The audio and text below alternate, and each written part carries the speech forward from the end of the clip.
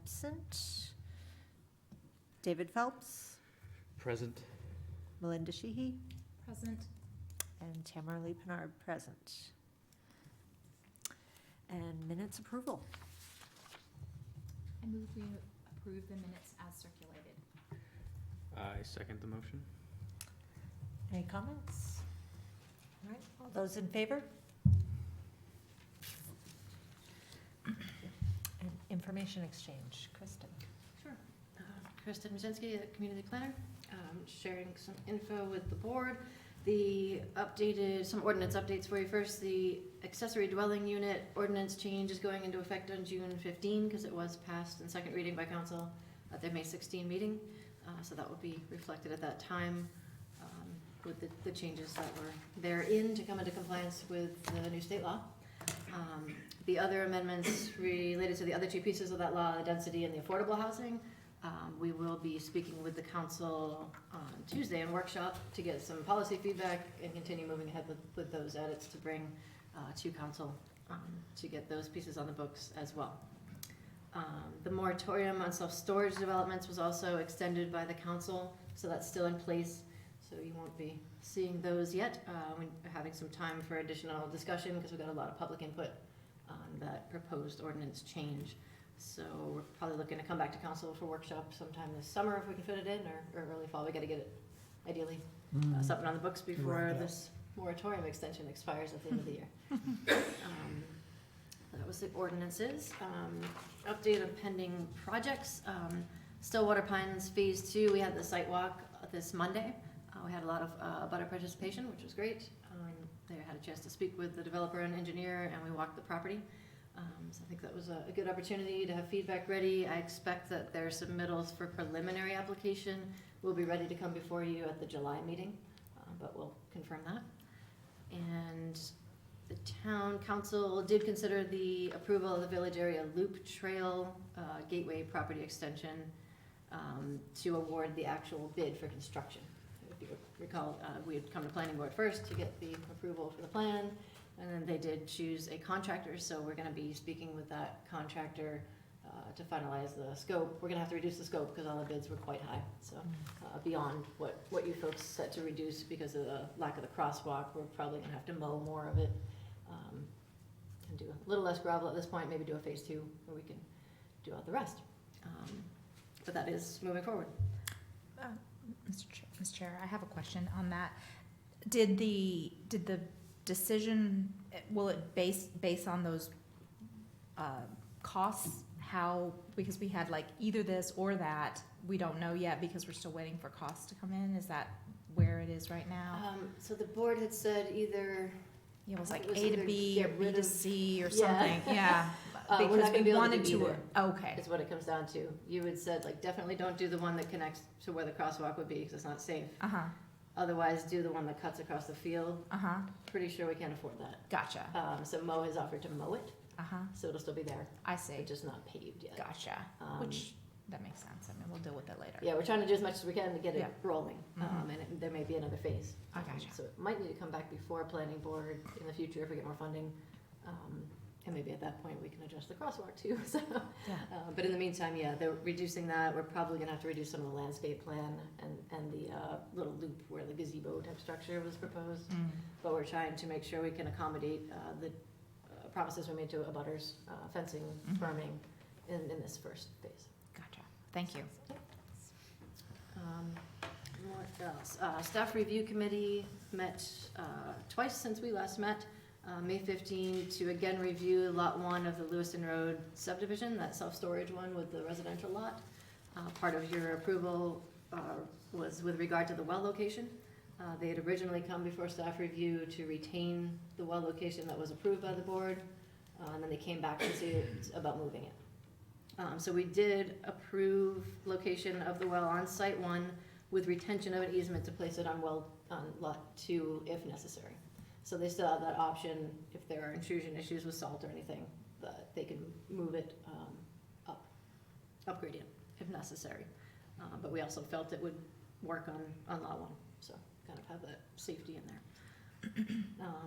And we met again on June 1 for a minor site plan application from COP LLC on construction of an accessory garage and office space on his gravel pit site, which was also approved and reviewed through that process. I don't know if Dan, maybe you want to speak to staff review, there was some discussion about a liaison from council going forward. Yeah, I can do that. If you're all done, I can wait till you're finished if you want. Okay, yeah, we can touch on that. The only other thing was mentioning is stuff, I did go up to the Build Maine conference yesterday, kind of get, best practices with what's cooking with state legislation and all of that sort of thing. There's some interesting info on land banks. I know that's an interest in maybe getting something rolling here. We do have some ordinance on the book to allow us to do that. Talks about density and codes and all that with LD 2003. A lot of pending legislation. There is legislation that was pending to overhaul the subdivision law, which would be huge for us, but it's been held over, carried over. So we'll see where that goes and keep you posted if we have major changes that affect how you are able to make decisions. I think the only other item for tonight, there are two other quick things I wanted to share. The Avesta application on under new business tonight, they have asked to be tabled. They're requesting the board to table that as they have other elements that they'd like to address from the feedback from our engineer and fire department and so on. They'd like to get some more of those details in hand before they come before you. So they've asked the board to consider tabling that when it comes up. And the other piece I wanted to raise. And may I just, Yeah. so if anybody is here for the public hearing on Avesta, we're still definitely welcome to take your comments. Avesta is not here to answer any questions. So happy to still take your comments and put them into record, and then they can be addressed when Avesta is here next month. And the only other thing I think was planning board, being that we're so short on members, just looking to see if there might be an interest from board members and maybe working on some text or maybe some video even to do some outreach. Kyle has offered to maybe help us with some video if you're willing to say how awesome it is to be on planning board and why other people should consider joining. How non-frightening it is to be on. Yeah. Yeah, so something to think about if we can touch base on that, just trying to get some outreach because we're so close to not having a quorum if we're down by 2. So we don't want to have that amount of pressure on you guys. So ideally it'd be great to get some more members. So Yeah. just throwing that out there. And just have additional feedback in the Yes. community. I mean, Yes. so more voices, it's good. Definitely. I think we appreciate that. And you wanted to? Sure. Dan McGuire, the planning board liaison for the town council. I'll just go back to front. As far as staff review, the council's had a discussion about having the liaison attend staff review meetings with an eye towards just closing the loop as far as gathering information as our zoning and our ordinances improve and become more concise. The goal is that we'll be able to move more things to staff review, and they won't have to come through the planning board process because it'll be well-defined enough that we won't have those issues.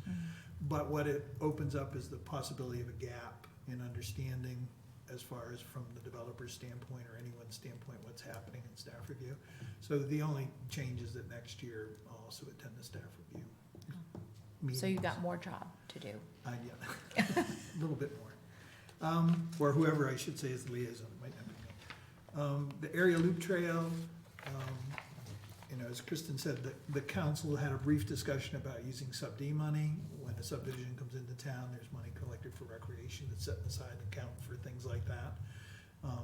So finishing the area loop trail is one of the things the council will look at next year when it comes to budgeting to see if there's enough money there to do that.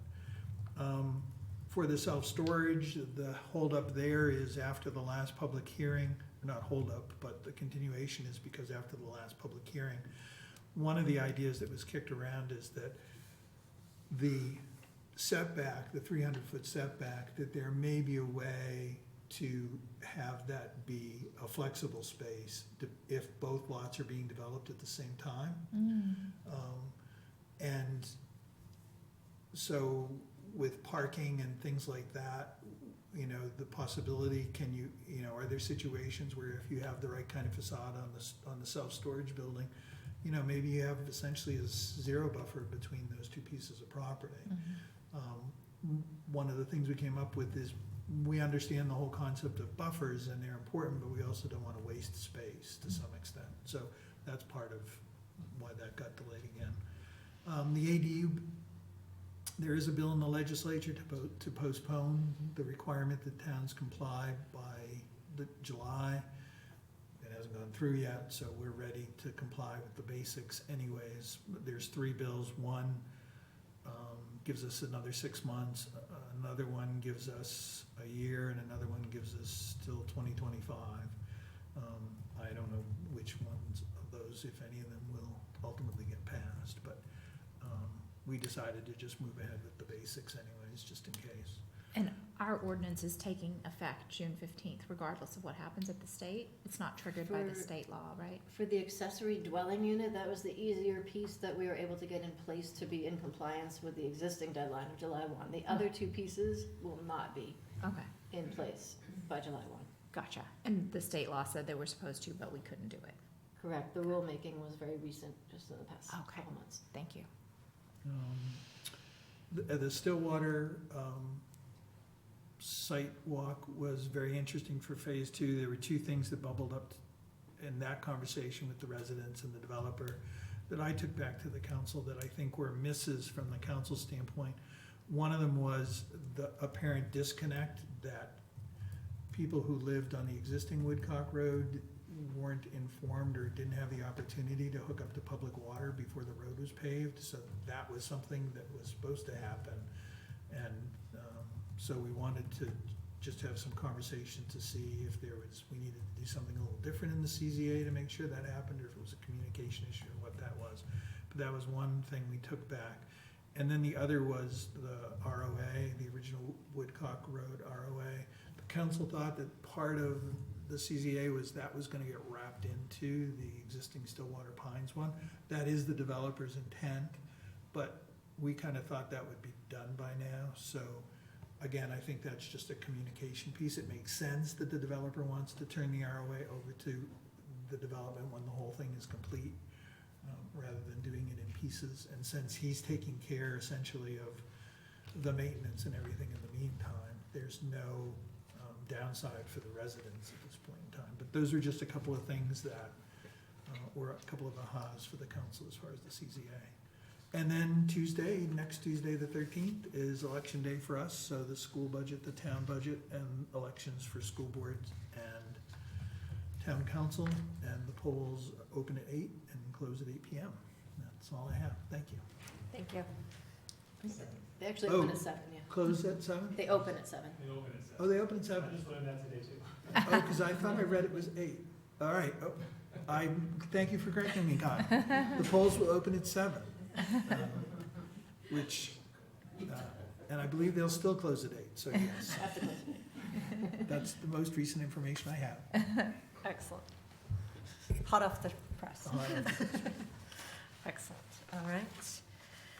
And with that, I think we move to new business and public hearings. So we'll start with the public hearing for Mark Napolitano Shoreland zoning permit, a request by Mark Napolitano for review of a shoreland zoning permit for driveway construction for his property located near 189 Birchwood Road at map 25, lot 84-1 in both the limited residential shoreland and lake zoning districts. Is there someone to represent? If you want to. Come on up. If you want to come on up. The only way that anyone at home would hear you is if you came to the podium. Okay. Thank you. Do you want to give the kind of the background, or do you want me to give the overview from the memo? No, you can give the overview for the memo if you want. I think, just kind of a roundup, shoreline zoning permits come to the planning board, per the shoreline zoning ordinance, so, they come to you for review rather than going straight through codes like a regular driveway, so, it's kind of the basics of it, so, he's looking to construct it's a 14-foot wide driveway. Yep. Roughly following an existing logging road that's already there along the southerly property line. Like you have the 11 by 17 of the map of the property. So this is subject to the shoreline zoning ordinance, the setbacks would kind of run through. There is a brook that runs parallel to the northeast side of the property that doesn't affect this part of what you're looking at, because when you're looking at driveway in the shoreline zone, you're only looking at what's in the shoreline zone. So you're not looking at the entirety of his property, you're only looking at that part of his driveway that's gonna be within the shoreline zone. So when you're looking at that map, just something to focus on. So the first approximately 100 feet of the driveway. So I think he's given us submittals showing the slope. I've kind of run through this, I don't know if you wanna run through maybe the 1, 2, 3, 4 and kind of go through them one by one, and see if you feel they meet the requirements. So if there's anything else basic you wanna add, or? No, I think it's a lot less than 100 feet. It scales like, I think it's 47 feet of the driveway is going to be in shoreline zoning, if that's even considered shoreline zoning. I couldn't get a definitive answer on where the brook stops and the lake starts. So it's kind of a formality that I guess that I need to do. Excellent, all right. And so the first applicable standard for this project, our roads and driveways should be set back at least 100 feet, so I appreciate your explanation in regards to the nuance of it. We've heard that it's just that approximately 100 foot of driveway or less, as you have described. Yep. Any other questions in regards to that? Not in setback, no. Okay, all right. And the next applicable standard is road and driveway banks shall be no steeper than a slope of 2 horizontal to 1 vertical and shall be graded and stabilized in accordance with the provisions for erosion and sediment control contained in subsection P. And the images provided say that they're not, that they're within, or do not necessitate steep banks. And that's what's been provided. Also, that road and driveway grades shall be no greater than 10% except for shore segments of less than 200 feet. And again, this does not necessitate a steep grade. You have the color photos before you, I believe. You can Right. see that it's mostly flat in the area that is under review. Right. And he also has the ditching drawing where the stormwater's gonna sit, which is a separate submittal. I mean, I basically want to keep it pretty much like it is as far as grade wise. You come off the road, there's a little lump, then it comes down to a low area, so everything out from the property comes down and settles in that low area.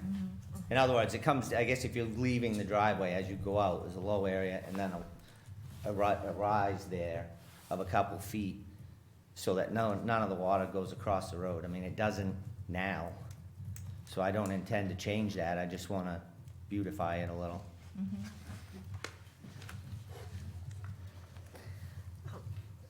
So should I really be reading each one of these, or do you just That's up to asking you, I think questions? I just kind of felt it was the easiest way Okay. to be thorough, but All right. if you No, feel, that's if you okay. feel that it's addressed, then In order, okay, so. you don't have to read probably through the entirety. All right, It's kind of the guts of it. Standard 6, we yeah, could just like- say. all right, thank you. I was just gonna say, this. Or you can this- summarize. So, yeah, standard 6, It's just keeping the drainage off the road, basically. excellent, thank You know, you. if you want to summarize, we know. I mean, if I may. Yes. It does create a permanent record, and if there's any question in the future, then the record is complete. So it feels So- like a formality, but I appreciate that, Dan, Yeah, that's you- why I asked the question. yeah, written you- record will you be. never know when questions are gonna pop up, so it just does create a good record of the Excellent. proceedings. All right.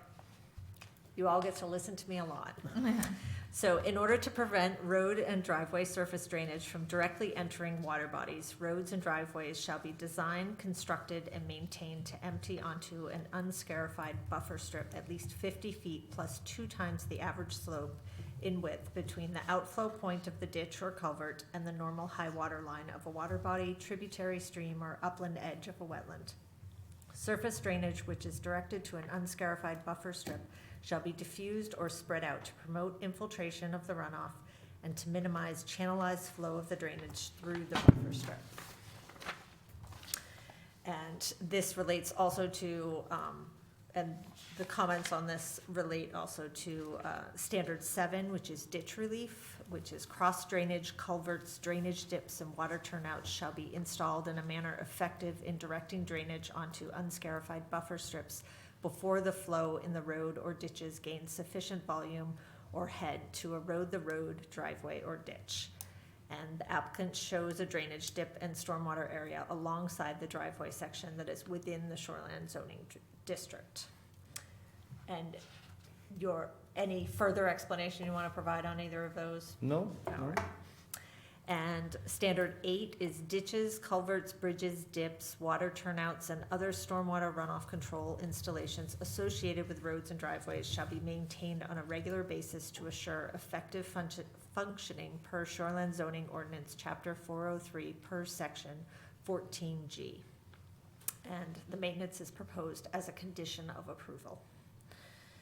And then the driveways are also subject to the provisions of the street ordinance, chapter 400. The Public Works Director has advised that no culvert is necessary at the site due to the topography, and the applicant is showing that the driveway is proposed 10 feet from the property line as required.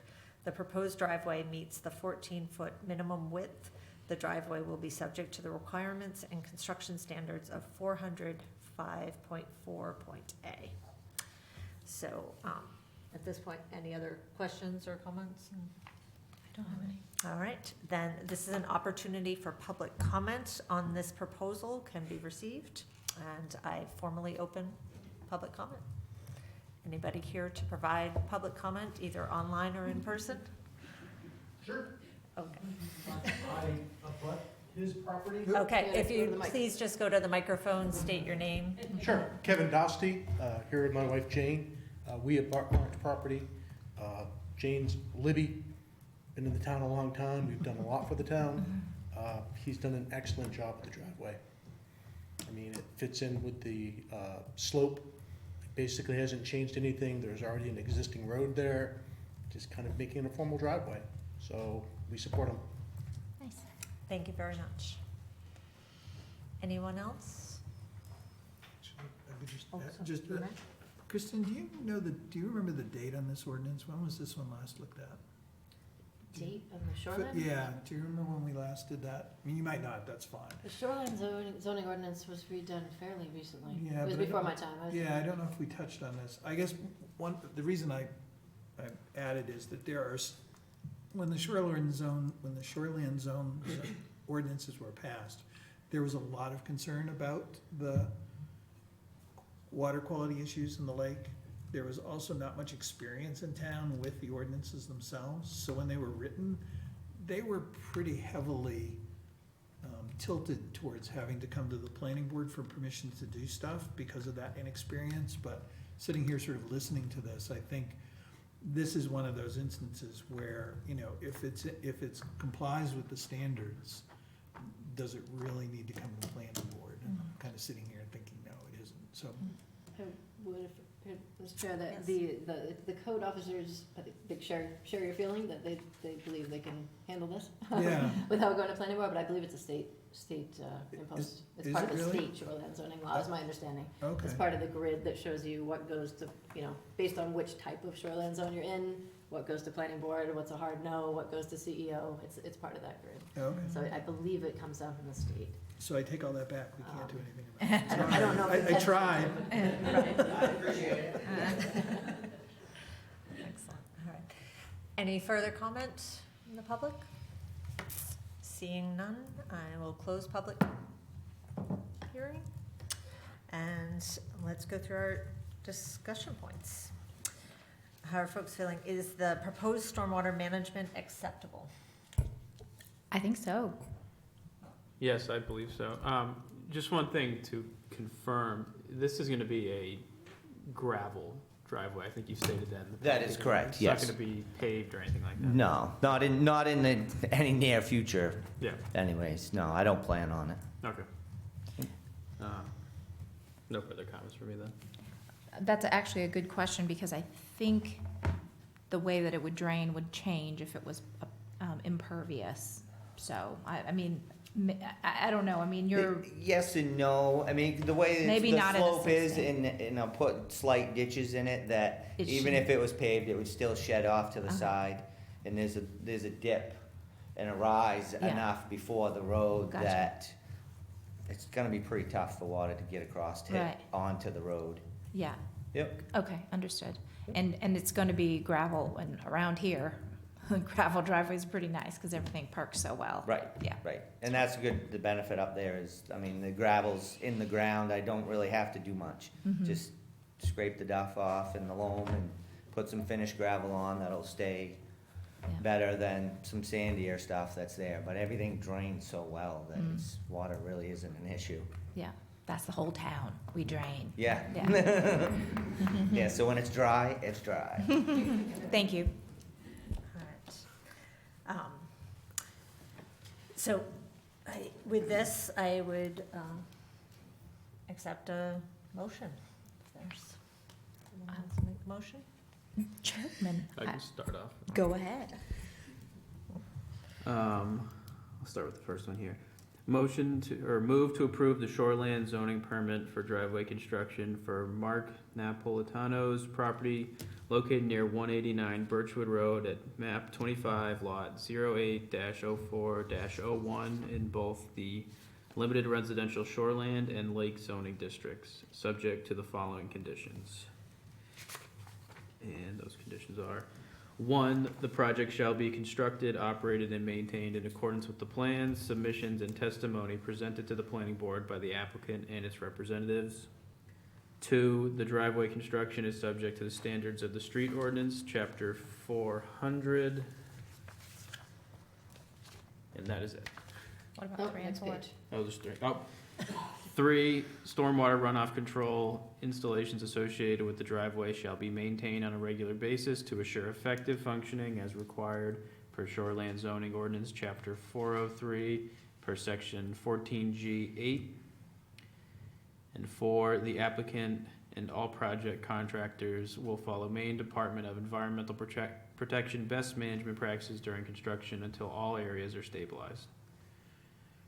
And the bulb. And the following conditions required to be met prior to issuance of building permits. A, the town of Gray will require evidence of creation and filing with the registry of deeds of a right-of-way providing road frontage for the rear lot, map 25, lot 08-04-00, in accordance with conformance provisions of the Shoreland Zoning Ordinance, chapter 403, and Zoning Ordinance, chapter 402, prior to issuance of a building permit for either parcel, map 25, lot 08-04-01, or map 25, lot 08-04-00. Do we have a second? Second. All those in favor? It's unanimous. Thank you.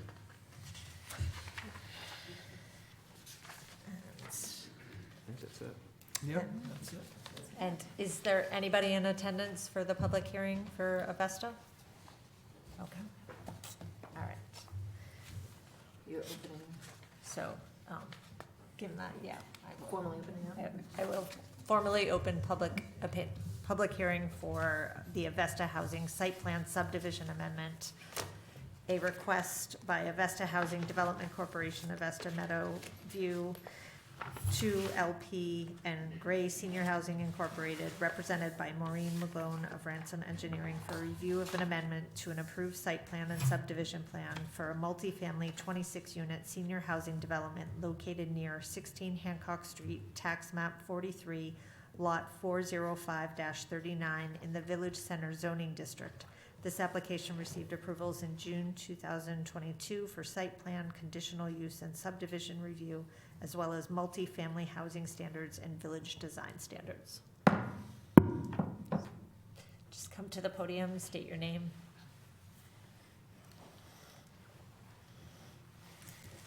Hi, my name is Sharon Morey, and I live on Hancock Street, and I don't have anything against the project. I guess I'm just sort of wondering if the planning board could give me any insight on if there's gonna be changes to the road. And then I also got a second letter about power changes as well, and that seemed very timely because we lost power literally 2 days back to back. And it was definitely whatever is like the power source that's closest to the complex, because CMP was there for hours. So I was just hoping I could get some more insight on what improvements will be done there. Excellent. And as stated before, the applicant's not here, so we will enter those into record and get those answers for you, but we do Okay. not have them here to provide those for Okay. you. Thank Unless you. there's anything you want. I think, generally speaking, they intend to bring power to the site, so we'll have more detail on that when they come. We will have to have another formal public hearing, and you'll be noticed Okay. regarding that, and they'll be here to answer questions. The power to the site is one of the things in question. Road improvements, I don't think it would be required with this project, if that's what you're talking about. Well, I was just wondering, because, I mean, so it's 26 units, and they're not here to answer questions, so, but I figure roughly 20 cars, at least, if not more, and 20 more cars on that street. If you have a library event going on, and then we're trying to improve the walkability around the town, and there is a lot of pedestrian traffic on that street, which is great, but I'm just wondering how all of this works. Really appreciate you coming out tonight. Thank you. With no one else with any public comments? Chairwoman, I just would mention to the public that we do encourage people to come in person, but if you want to participate remotely the next time it comes up, you came down here and they weren't here, we will still receive your questions and questions from the public via Zoom. So that still remains an option in the future if it's a little harder to get down here. So, Excellent. although Thank if it's pretty close. Excellent. Thank you, Melinda. All right, and with nothing else, I would accept a motion to adjourn. Hold on. Oh, sorry. You gotta close the Oh, I public have to hearing, close right? public hearing. Officially closing public hearing. And I think you need to officially table the application as well. Yes, we also have to do that. I will welcome a motion on that. I move we table the Avesta application consideration. I second the motion. All right, all those in favor of tabling the application? All right. Now, motion to adjourn. I move we adjourn. I second the motion. All those in favor? Ooh, look at that. There we go. Okay. 35 minutes. See how fun planning board is? And We're doing our non-scary. videos already.